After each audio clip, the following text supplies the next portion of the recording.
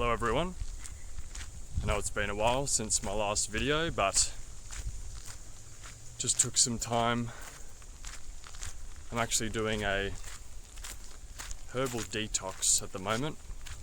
Got about a month to go. And if you know anything about detoxing, then you'll know that there can be quite a few emotional ups and downs. So basically, I just didn't have the drive to put out any content and just took the time to learn as much about myself as possible, so then going forwards I can relay it to you guys. So in today's video, just wanted to talk a little bit about why I eat a predominantly raw food diet. And when I say raw food, I mean fruits and vegetables. I know there's some people out there that are getting into their raw meats and stuff. Personally, that's not for me, but each to their own. So yeah, raw foods most of the time. When it's up to me and I'm not going out anywhere, raw foods are the way to go. So what's the central idea around this that I can portray?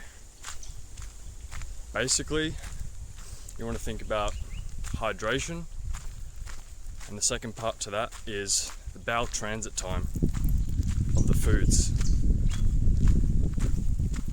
Because in my opinion, based on the research that I've done and from my own experience, having lived this way for the last couple of years, it's the bowel transit time of the foods that we're eating that make all the difference when it comes to our health. So the faster the better, to put it bluntly. Most of the foods that we humans have been conditioned to eat over who knows how many years are super slow digesting. They create byproducts that build up inside of us and over time create sickness and dis-ease. Fruits and vegetables, on the other hand, don't do this, or if they do, it's very, very minimal. Just think about the water content. If you're eating a watermelon, as the name implies, there's a lot of water involved, pretty much all water. It's actually quite high in protein as well. Lots of lycopene, which is good for your heart and the rest of the cardiac system, just like anything red is. But the hydration not only hydrates you, obviously, but it's pushing through a lot of what's already inside your system. There's a reason why people in the natural, hygienic and raw foods circles call the colon or the GI tract the river of life. If it slows down or becomes stagnant, it's not going to be too long before you're in deep trouble. This is the crucial link that people aren't making between diet and health. It's the most obvious thing in the world. If you take a walk down any street in a Western country, I can guarantee most of the people you lay eyes on are going to have a bit of a beer belly going on, a bit of a gut, and to be honest with you, most of that actually isn't fat. It's built up waste and built up food matter, basically, that's become stuck, and it's actually distending the GI tract and the colon. Can't remember the exact numbers, but our colon, which for those of you that don't know, our large intestine, is only supposed to be about an inch in diameter. A lot of the autopsies that are carried out on the Western populations, I think the study was done in America, but a lot of these colons coming out of these deceased individuals are upwards of 10 inches. So massive amounts of ballooning going on. Connective tissue is just getting stretched beyond all belief, because these foods basically act as glue. That's why they call it gluten.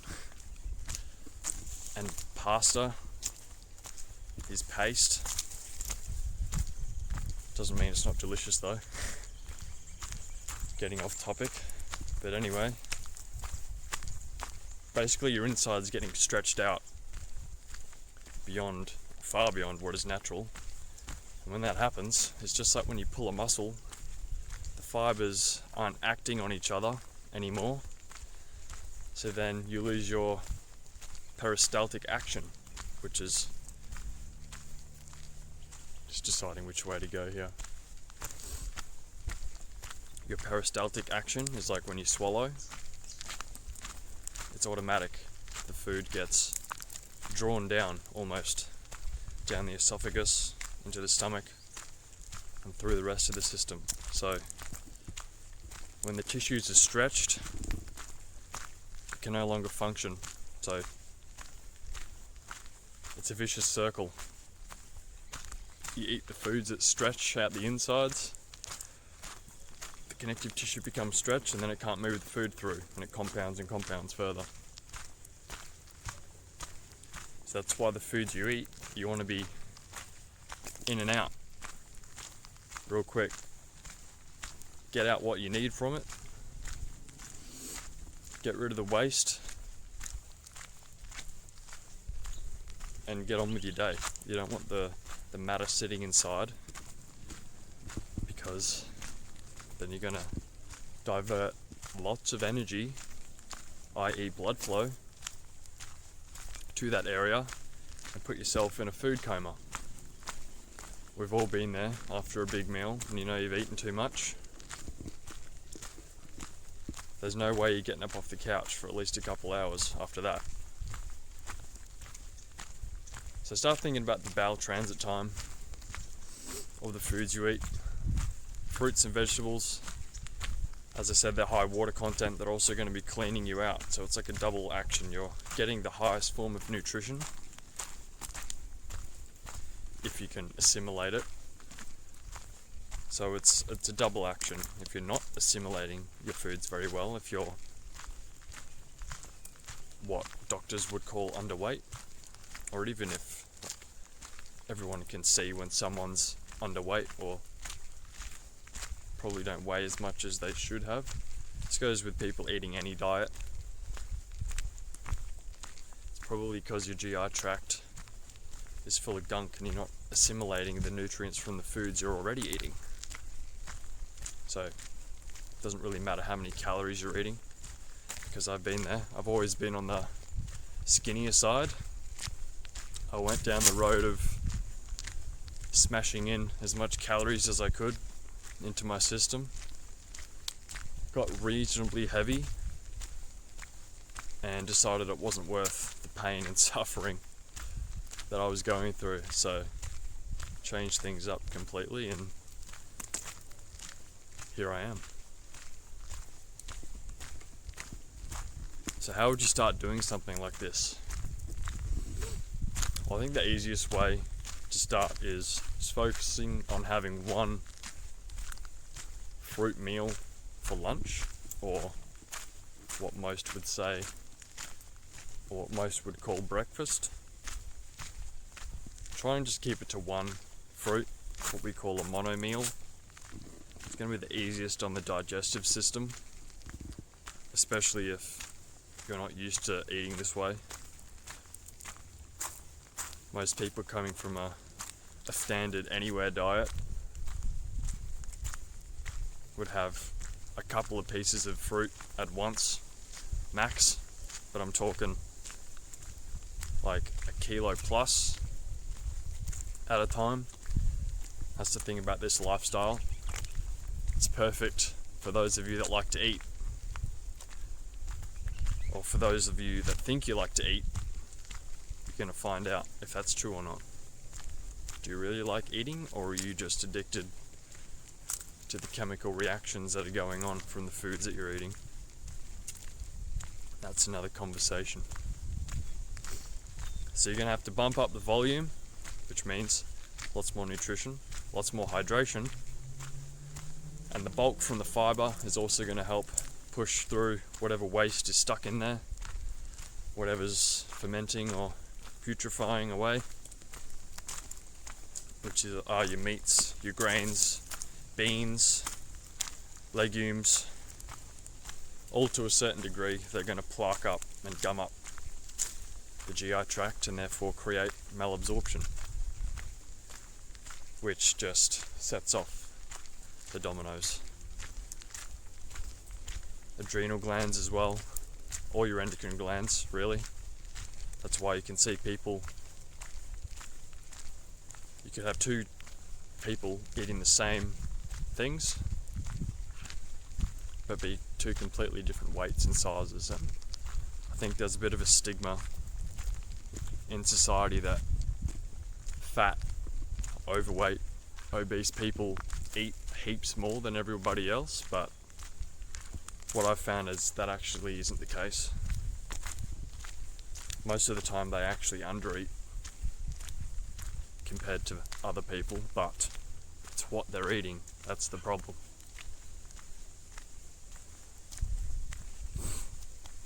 Most people, including the obese people, are overfed and undernourished. That's why you're always hungry, or what you associate that feeling in your stomach with as hunger, when it's not really. Hunger is in the throat.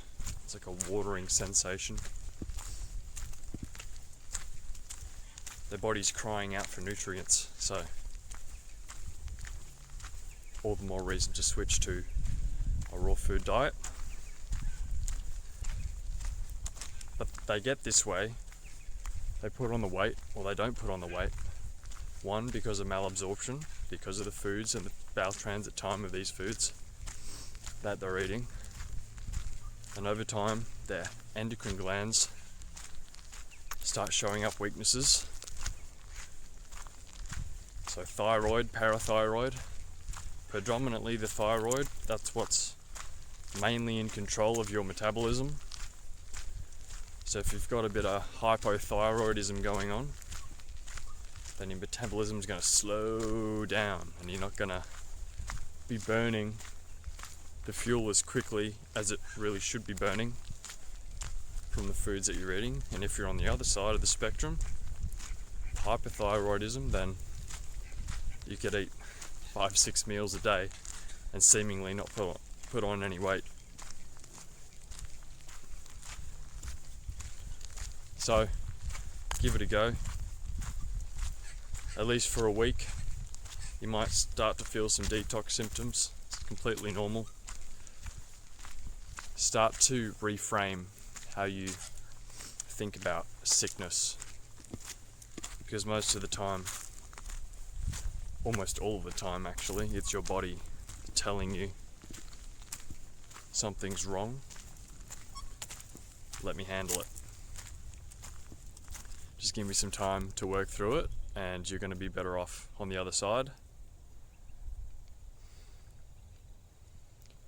But unfortunately, most people are used to suppressing the symptoms. As I was saying, most people don't get to experience the beauty of health on the other side of detox. It's something I wish for every human being to experience at least once, even though it's really just a continuation. It's a lifestyle. I'd find it extremely weird if someone were to experience it and then go back to how they were living, but I suppose it's possible. Each to their own.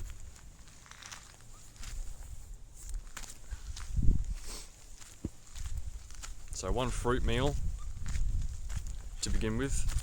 Eat as much as fills you up. Pick your favourite fruit.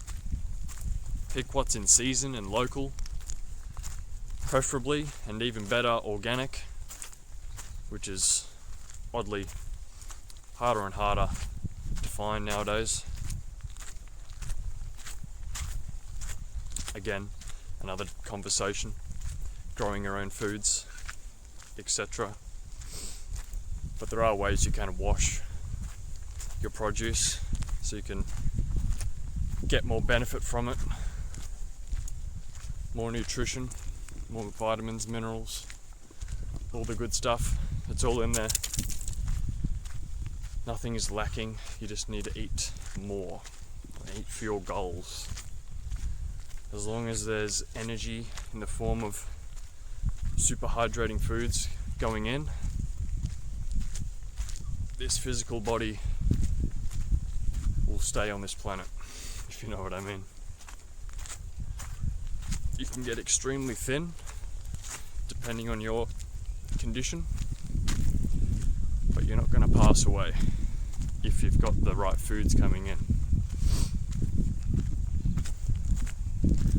Foods high in biophotons, as some might say, or high on the angstrom scale, which I'm not entirely sure, if I'm honest, how that works yet. But people use it as a comparison to the calorie scale that I'm sure we're all familiar with. It's not about the calories. It's a flawed model. You can even read about it on Wikipedia. They don't use it in scientific labs anymore, so again, it's probably just a marketing tool at this point,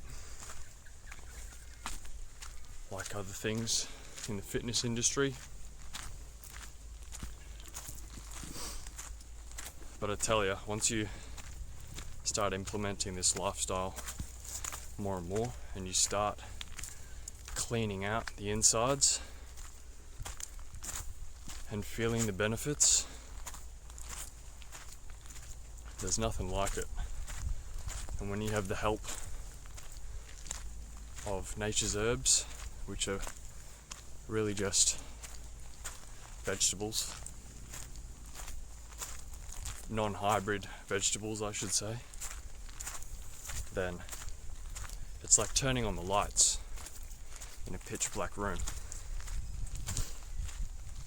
Sure, there's ups and downs, but it's well worth it. I'm still figuring out the process myself, but it's exactly that, a process. It's a journey. And if you're just starting out, then having someone like me in your corner would be of massive benefit. So I know this rant was a bit all over the place, as they usually are. Bit of a different format as well. Thought I'd get out and about in the bush, start doing a few more walk and talks. Helps the thoughts flow a bit better. But if you're wanting to start this journey, or you're wanting to and you don't know how, then click the link below wherever you're watching, in my Instagram bio, on my YouTube, in the description, same on Rumble, and fill out the coaching application form. Let me know what you're going through, what your goals are, and I'll get back to you with the beginnings of a plan, or how we can work together to formulate the plan that's going to get you to where you want to be and achieve the health that you deserve. There's no one on this planet that shouldn't achieve the highest vitality possible. There's no one that can't do it if they have the right attitude. So I'll leave it there for now. Finish the rest of my walk. Maybe catch a sunset. Thanks for watching, and I'll see you next time.